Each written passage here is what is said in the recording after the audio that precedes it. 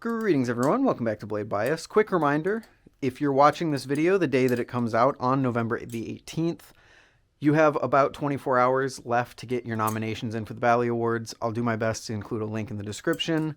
Thank you very much. If you're watching this after November the 19th, then nominations have closed and you can safely ignore this. I have got my Thomas Balisong Astra here because it's been a while. I'm a bit overdue on this particular series. So let's flip the script, shall we? First question, coming in from Crimson5454. I often find myself mindlessly repeating certain transitions and tricks to the point where it gets low-key annoying. How can I stop? I do this all the time. And what this really comes down to is muscle memory, because muscle memory is familiarity, and familiarity is comfort. Our brains really like to have familiar, comfortable, to be in that state all the time. So when you flip, it's kind of the thing that you automatically default to. When I'm trying to learn a new trick, that can be a little bit uncomfortable. It can be something that takes a little bit of effort to kind of break out of my traditional flipping and focus on learning something new that I don't have down in muscle memory. And what I've found kind of helps with that is this concept of active versus passive flipping. Someone made a video on this. I'm so sorry, I don't remember who did it, but I saw this video a while back at this point. And it was basically the concept of active versus passive flipping. Passive flipping being just fidgeting absent-mindedly with your balisong, doing whatever trick. Maybe you're playing a game and you're flipping in your offhand. Maybe you're watching a YouTube video or something like that. Your brain is not focused on the task of flipping. You're just doing the task of flipping to fidget with or something like that.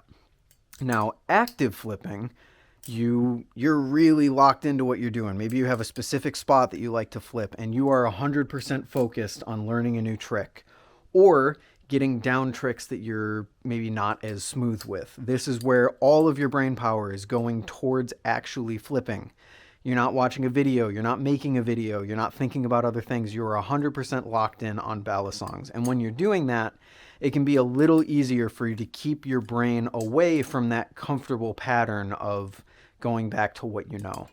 I also kind of think of it as an attention span thing. I think as TikTok has ruined our brains and other short form content, it's a little bit more difficult to really put in the effort to learn something new. And we just kind of revert to TikTok brain into doing the things that we can just do automatically while we do other things. So yeah. Also, while we're on Crimson's question, he did ask another question. He said, if the Kraken is the golden standard of flipping performance, does that make Squid the golden standard of creators in general? I would disagree completely. I think it's borderline impossible to be the golden standard, if you will, of makers of balisong companies, because so many people have so many different wildly different opinions on all of their designs. You would have to, in order to be like the golden standard, you would have to have a company that pretty much most people universally agree makes really good stuff.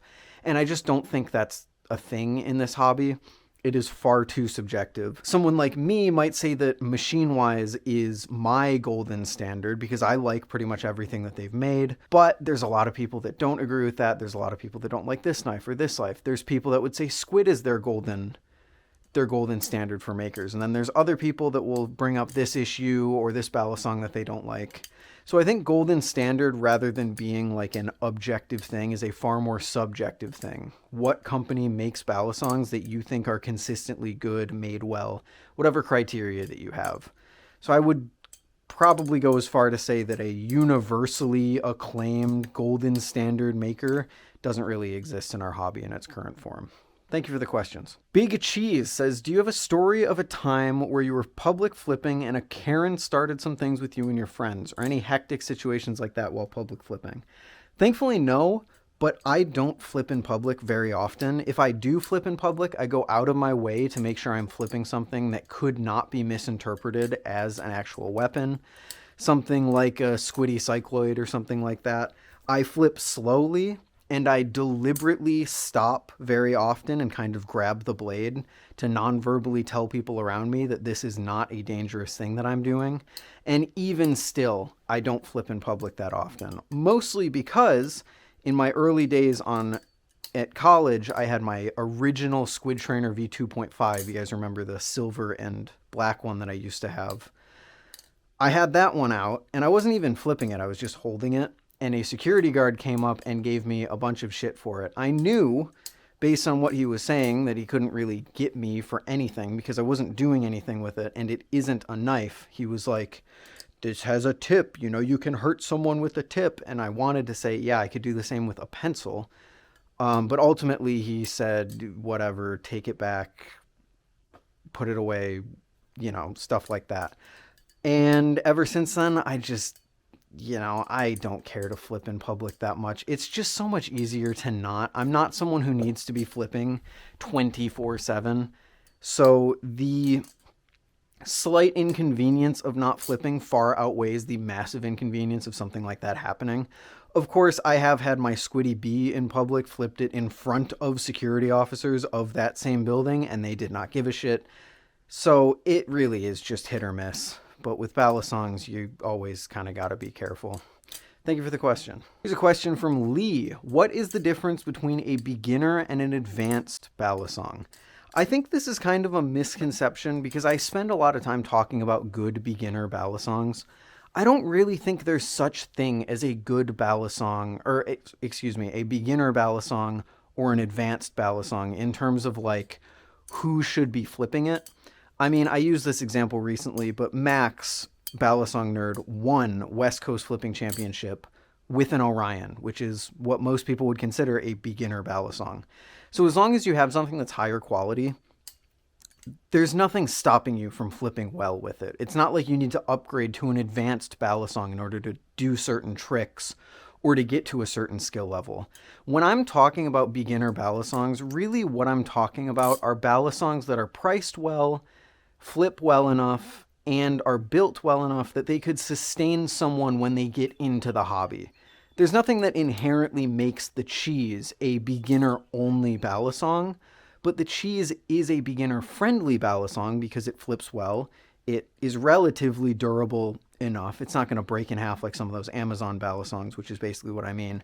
And anyone who buys it isn't going to have a shit ton of money invested in the hobby. $70 is expensive, but comparative to other balisongs, they're not spending as much as they could or as much as they would have to in previous years in order to get a good flipping experience. So it's really just kind of a combination of something that's not too outlandishly priced, that still flips good, and is still built in a way that it will still carry them through their first year or so of the hobby. That's kind of what I mean. It's not necessarily that the cheese is meant for people who are beginners, or that the cheese is like something that you need to upgrade from. It's just something that's easy to recommend for beginners for those reasons. Thank you very much for your question. Here's a very interesting one from Try Hard Tree or Try Hard Try.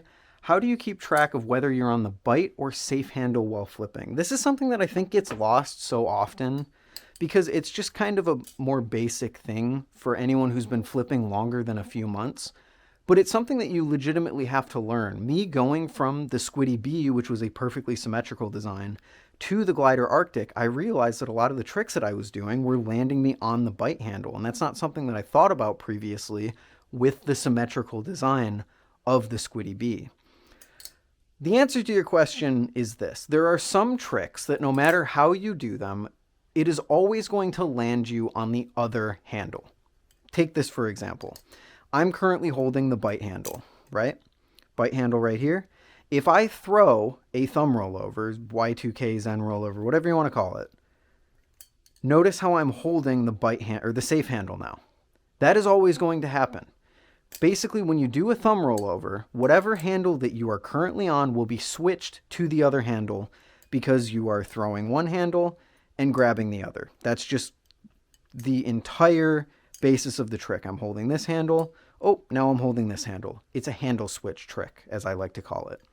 So, as you learn tricks, you will start to learn what are and are not handle switch tricks. Something like, I don't know, a fan. You're not switching handles on that. So I can do that and I will stay on the same handle. And then it's a matter of even something like a chaplain. You know, I'm starting on the safe handle. It has to be on the safe handle, but if I end it like this, I'm still on the safe handle.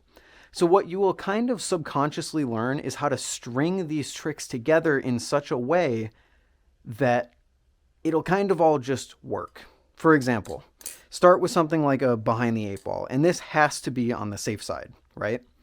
So now when I end that behind the 8 ball, start on the safe side, I'm ending on the bite side. So now I need to do a handle switch trick to get back to the safe side because I want a chaplain after this and I can't chaplain on the bite handle.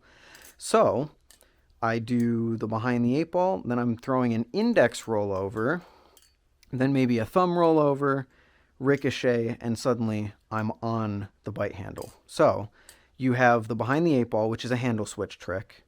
You have the index rollover, which is also a handle switch trick. You can see I'm on the safe side here.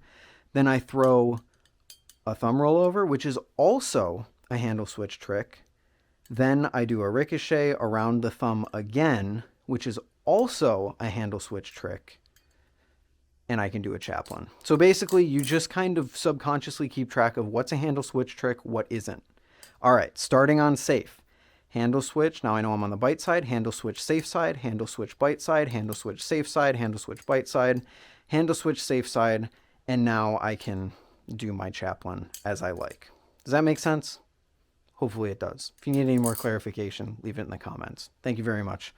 Thank you very much for a question that kind of gets overlooked quite a bit because you don't see a ton of people talking about that kind of stuff, and it's something that beginners probably genuinely struggle with. Coming in from mid-flip, do you think the balisong community will ever see makers having consistent weekly drops like 2 years ago again? Of course. It's an ebb and a flow. The more popular the hobby gets, the more that makers will consistently release things. And I think that it is inevitable that we get to a point where we see a little bit of a spike again. It becomes far more profitable for makers to do weekly drops like that again, and we see it happening again. I think we're just in a little bit of a rut right now where it's not maybe the most... It's not the most, what's the word I'm looking for? It's not the least risky option that a maker could take. We are also kind of moving into a situation where a lot of companies that just don't do drops in general. And I think that that is a far more interesting thing because it means that we're moving away from drops, which I think is a good thing ultimately. I think drop culture kind of sucks for the sustaining I think it kind of sucks to sustain a hobby. Having a hobby where you have to buy something, but you have to be there at a very specific time, and if you're even seconds late, you miss out on the thing that you have been saving up for and waiting for possibly weeks to buy, is ultimately very damaging. So I am ultimately kind of happy to see weekly drops kind of become a thing of the past. Although I will always be a little bit nostalgic about setting a timer and logging onto Squid's website to buy the newest drop or the newest thing that they released that I wanted to pick up. It's always going to remind me of those early days in the hobby. That's not a part of your question, but anyway, thank you very much. Elijah says, do you believe that there is no such thing as a good balisong? I don't believe that there's no such thing as a good balisong. I think that there are plenty of amazing balisongs. I believe that there is no such thing as a universally perfect balisong because of the subjective nature of our hobby, because of the differences in opinion. Some people like blade bias, some people like neutral, some people like handle bias. Many more people hate any one or all three of those even. There's different opinions on weights and materials and grip and hole patterns and all of this stuff that makes it so difficult for a company to create something that everyone will love. Every single person has a balisong that they consider good. Hell, every person probably has a balisong that they consider close to perfect. But what I don't believe in is that we currently have a balisong that everyone universally believes is close to perfect. The Kraken is the closest thing that we can get. It's one of the most universally agreed upon good balisongs. If I keep dropping this, I'm going to lose my mind. But to take that and say that, you know, there's no such thing as a good balisong is crazy. There's a ton of good balisongs, even universally considered good balisongs, like the Kraken. Hell, even something like the Cheese or the, I don't know, the Barracuda V2. It doesn't have to be universally praised. It's just enough people have to think that it's good. So, do I believe there's no such thing as a good balisong? Absolutely, I believe there's such thing as a good balisong. Do I believe there's no such thing as a perfect balisong? Getting a little bit warmer, but what I really don't believe in is a universally perfect balisong. I just don't think is something that we might ever see because of so many differing and opposing viewpoints that we have in our hobby. Thank you very much for your question. Another question that is so simple but honestly gets overlooked from Ty here: is it okay to beat a Grail? Of course it is. It's your money. Do whatever the hell you want with it. I think that there's a camp of people that believe that Grails should just be like respected no matter what. And I'm sure that there could be some argument made for like, hey, the maker put a lot of work into that. Don't just needlessly and shamelessly slam it into concrete for literally zero reason. But it's your money. You spent the money on it. It's yours. You can do whatever the hell you want with it. I'm sure there are some makers out there that enjoy seeing their balisongs actually being used like that. So, of course it's okay to beat a Grail. You can do whatever the hell you want. And people on the internet telling you otherwise don't really have control over how you spend your money. Now, is it advisable to go out and spend, as much as you would spend in a year on balisongs on a single balisong and then beat it to the ground? Maybe it's not advisable, but again, your money, do whatever the hell you want. I personally, one of my more expensive balisongs that I own is the Slift T, and I flip this thing anywhere that I can. I don't baby this thing over carpet. I flip it over concrete and all of that stuff because it can take it. So really it's just a question of, can your Grail take it? Is it something that's going to break immediately? Or are you okay with losing that value in the knife, like in terms of resale value? But a lot of people aren't inherently concerned with that. They just want to enjoy their knife. And in that case, beat away, my dude. Oh, that... Wow, that wording could have been better. Anyway, thank you for your question. One of my favorite questions from this last episode coming in from Oliver: what are some reasons you think a balisong should be discontinued, and when do you think balisongs should stop getting different iterations and stick to the version that they currently are? Two different questions. Let's get into your first one first. Discontinuing a balisong, I have always seen as something that happens out of necessity when it comes to complexity of the line of a maker. For example, the squid industries used to have the Mako, the Triton, the Squid Trainer. These were very clearly defined products in very clearly different price categories, and they all had different features. The Mako didn't have a hardened blade, the Triton did. The Mako was about $100, the Triton was maybe $120, $130, kind of in that range. Those served very clearly different purposes. But then a few years later, Squid introduced the hardened steel to the blade of the Mako and then increased the price by $20. Not only did the Mako start stepping on the toes of the Triton, but the Triton didn't have anything that made it unique. If anything, the Mako was far more unique with its bottle opener blade. That's the point where I would say it's time to retire the Triton. The Triton has no clear place in Squid's product line. It's being stepped on in terms of price, in terms of feature set. There's really no reason to buy one. And the Triton especially wasn't really something that was universally acclaimed. It was liked by the people who liked it, and some other people thought it was kind of weird. So that's a great, great time to discontinue something. Another great example is with Nibali's stuff. Nibali's has a lot of this, where there's competing price points and there's not very many differing features in terms of like actual features of the balisong. Because if they're the same price, there has to be something that makes them different. There's a reason to pick one over the other. Look at the Swordfish and the Squid Trainer from Squid's lineup. Exact same price, but they are wildly different balisongs, with the Swordfish being all aluminum and the Squid Trainer being aluminum with the steel blade.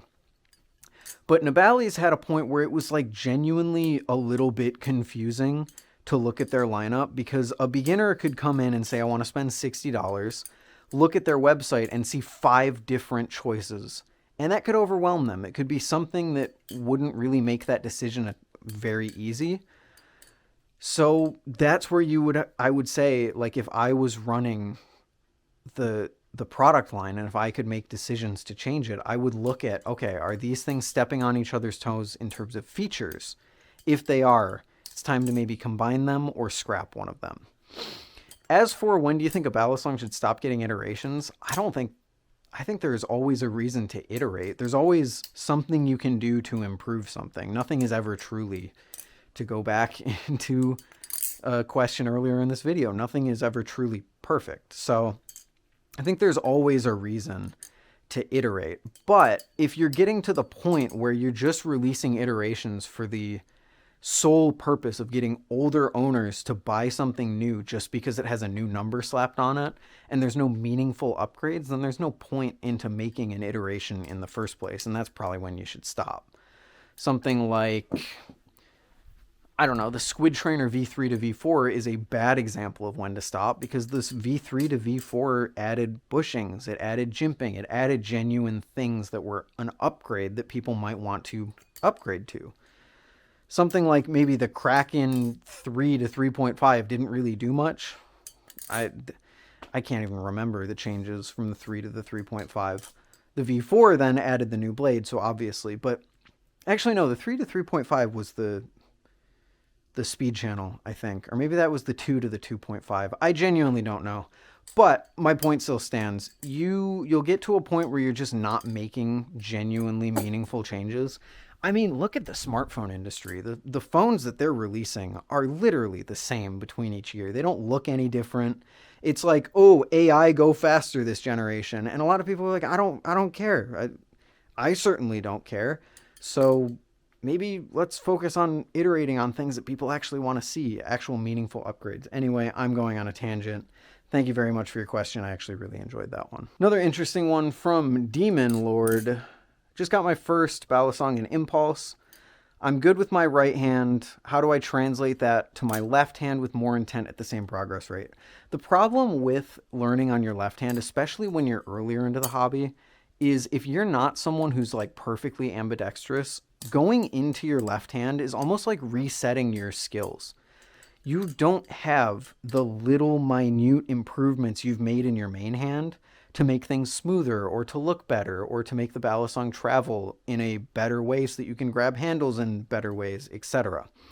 You're basically starting from scratch. My offhand, I can flip in it, but it starts to look like a flipper who's maybe a year less experienced than my main hand is. So really the only way that you can keep up, there's no way to do it one-to-one unless you're someone who literally can perfectly mimic things between your hands, like you're perfectly ambidextrous. You just have to practice on your left hand.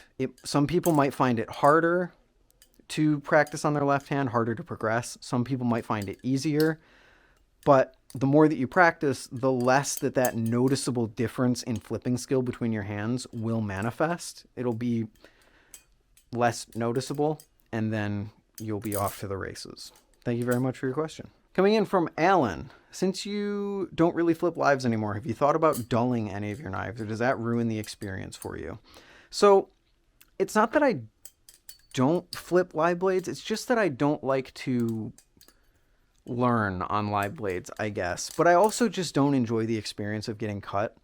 There's no live blade in my collection that I'm so desperate to flip as a trainer that I would go as far as dulling it. Live blades still have a place in my collection. I still grab my Sliff T and put it in my pocket if I'm going to work outside. I still want something that functions as a tool that I can still pick up and flip.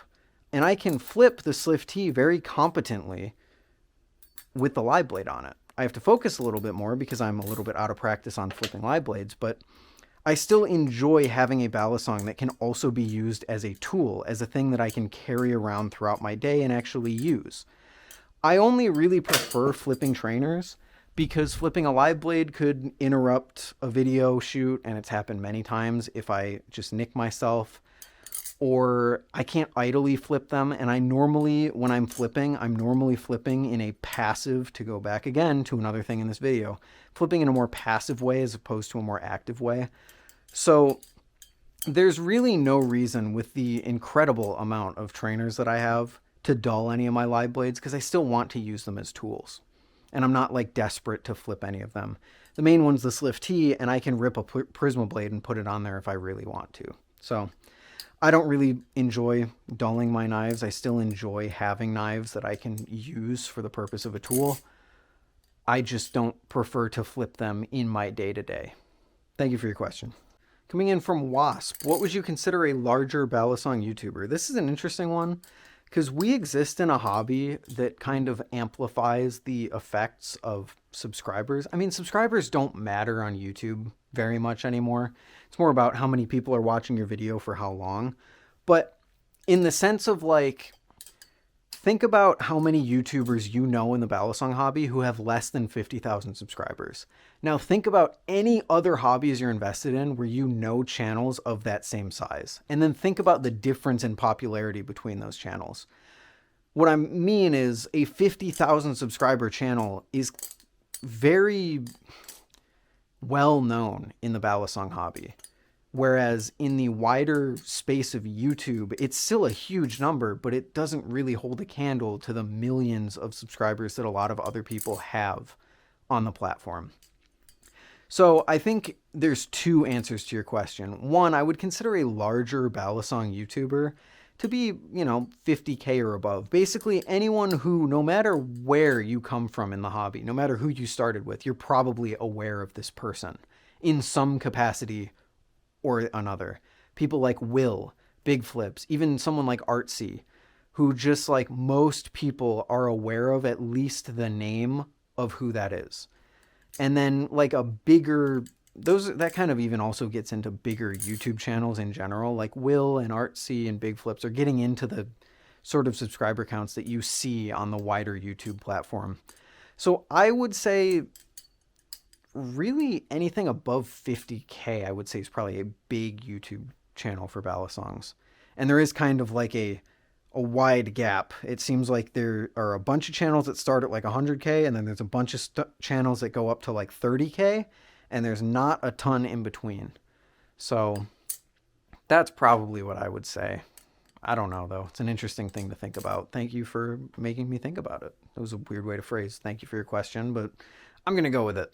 Coming to an end here, Mystery Fish. Do you think there will ever be a balisong that has a third handle instead of a blade? Do you think that would open up an opportunity for more unique tricks? I think we basically already have that. If you look at something like a camaroEE, that's kind of as close as you can get to a traditional balisong that has 3 handles instead of a blade. The problem with 3 handles is that the blade, the whole concept of a balisong is that the blade goes inside the handle, so there's no way to have another handle that, because it won't go inside the channel of the other handles. You'll be stuck with this balisong where they all get stuck like this and it just like fans out, and you can't really flip that as well. So I don't think it'll be 3 handles, but I think we'll evolve into a point where there will be more things like maybe the UFO, where there's a super unconventional blade shape and that ultimately functions as a third handle, kind of like what the camaroEE does, or the camaroEE AL, something like that. Thank you for your question. Ghoul says, how to survive as an EU flipper. This is something that I can't really express a lot of my opinions on, unfortunately, because I am a US flipper who doesn't have to deal with the high shipping costs that you guys do. But basically, on every major continent, there is some sort of maker that makes balisongs. You've got North America, you've got a ton of makers, you've got makers that operate in Asia. I think there's 1 or 2 makers, I can't think of their names off the top of my head, that operate in the EU. And then you've got like Glider in Australia. So I think you just have to look for the people who are operating locally to you, so you don't have to pay those exorbitant shipping prices. But that's something that I'd really like to see improve in the future, is non-US or North American based flippers having easier access to things that don't gouge their wallet in terms of shipping costs. Sorry, it's not a very satisfying answer, but thank you for your question. Raygon says, how do you get over being stuck not learning a trick for a long time? I've been flipping for about 10 months. I've been focusing on my combos clean instead of the quantity of tricks that I can do. I think you answered your question right there, or at least that's how I'm going to, is if that's how you're approaching it and you want to learn more, maybe don't focus on getting things like perfectly smooth. Just continue learning. Because the reality is, once you get to a point that you can do a trick consistently and fairly smoothly, you'll learn it every time you do it in some other combo. So it doesn't make sense to iron out every single little kink that you can before you learn something else. Because as you add that something else to other combos, you'll inevitably come across that other trick that you tried to learn, and it'll smooth out itself over time. So if you want to learn a little bit quicker, learn a little bit quicker. Don't focus on getting everything 100% perfect. Just get it to a point where it's like genuinely 70% of the way there. It's good enough. It'll work, and it'll smooth out as you do it over time. If there's something you feel you're particularly struggling with that method, then dedicate more time into smoothing it out. Thank you for your question. Finally, we have from Varson, how do you think that the hobby will evolve? Do you think it'll get bigger than it is now? How do you think the knives themselves will evolve? You want my realistic answer? My realistic answer is that the balisong hobby is going to be a very niche thing that people want to stay niche, and it most likely will. I don't think the balisong hobby will ever be mainstream. I don't think it'll ever be to the point where most people can recognize what a balisong is, just like most people can recognize what a Rubik's Cube is or a skateboard is, because we are inherently a weird niche hobby, and we are full of people who want to keep it a weird niche hobby, and there's nothing inherently wrong with that. If you want my unrealistic idea, I see a future where the balisong hobby does get a little bit more popular. Again, still not mainstream, but we get into like actual competitions about flipping and less about the knives themselves. So the future that I see for the balisong hobby is one that's far more trainer oriented to comply with the laws of all these places around the world that can't get involved with balisongs in their current state. And whether that is a bit of a transition into just trainers or plastic or extremely, like we mentioned earlier, like weird blade designs that still function but aren't like outwardly a blade in any way or obviously a blade in any way. I think that will be ultimately the future to, making tournaments for people with trainers, focusing on the flipping, making it a far more popular thing. But ultimately, I don't see balisong ever really being mainstream, as you would call it. So yeah, thank you so much for watching this episode of Flip the Script. Thank you all for leaving questions. Leave some questions in the comments of this video for episode number 5, which we will get into before the end of the year. I'm going to get back to working on the Bally Awards, and I will see you all in the next one. Later.